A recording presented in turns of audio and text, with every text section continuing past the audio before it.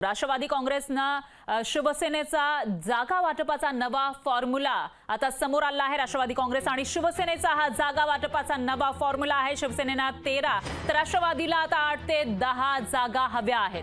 भाजपनं स्वतःकडे 25 ते 27 जागा ठेवण्याचा आग्रह ठेवला जातोय। महायुतीमधील जागा वाटपाचा पेच त्यामुळे कायम असल्याचं दिसतंय। महायुतीची सोमवारी पुन्हा दिल्लीत बैठक होणार आहे, तर शिवसेना आणि राष्ट्रवादीची वाढीव जागांची मागणी कायम असल्याचं पाहायला मिळतंय। वाढीव जागांच्या मागणीवर हे दोन्ही पक्ष कायम आहेत। त्यामुळे महायुतीतला जागा वाटपाचा हा पेच कायम आहे। आणि पाहूयात याविषयीचा लोकशाही मराठीचा हा स्पेशल रिपोर्ट।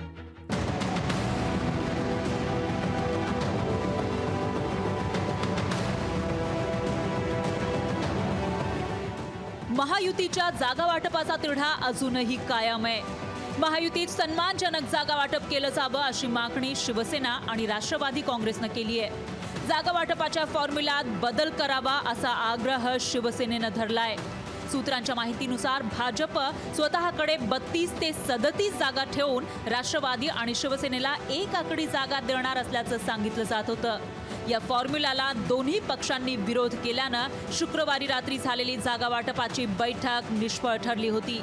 आता शिवसेना आणि राष्ट्रवादीनं नवा फॉर्म्युला भाजप समोर ठेवल्याची माहिती आहे। सूत्रांच्या माहितीनुसार भाजपला 27 जागा, शिवसेनेला 13 जागा आणि राष्ट्रवादीला 8 जागा मिळाव्यात अशी मागणी करण्यात आली आहे। सन्मानजनक जर आपण म्हणू, तिघांचा सन्मान राहील अशा प्रकारचं जागा वाटप। सन्मानजनक जर आपण म्हणू, तिघांचा सन्मान राहील अशा प्रकारचं जागा वाटप। दुसरीकडे शिवसेना जागा वाटपात आता फार टोकदार भूमिका घेताना दिसत नाही। महायुतीचे नेते आदेश देतील त्याप्रमाणे लढणार असं खासदार कृपाल तुमाने यांनी सांगितलंय।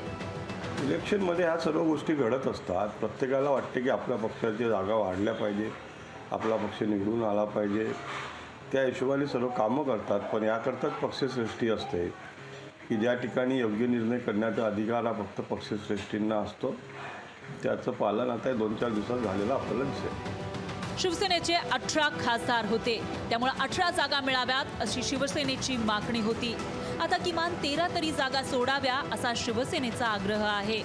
विरोधक या जागा वाटपाचा मुद्दा प्रचारात वापरण्याची भीती सध्या तरी राष्ट्रवादी आणि शिवसेनेला वाटतेय। आता यावर सोमवारी दिल्लीत काय तोडगा निघतो ते पाहावं लागेल। सुशांत डुमरेसह ज्ञानेश्वर पवार, लोकशाही मराठी, नागपूर। लोकशाही मराठी ऐका, पहा, जागरूक रहा।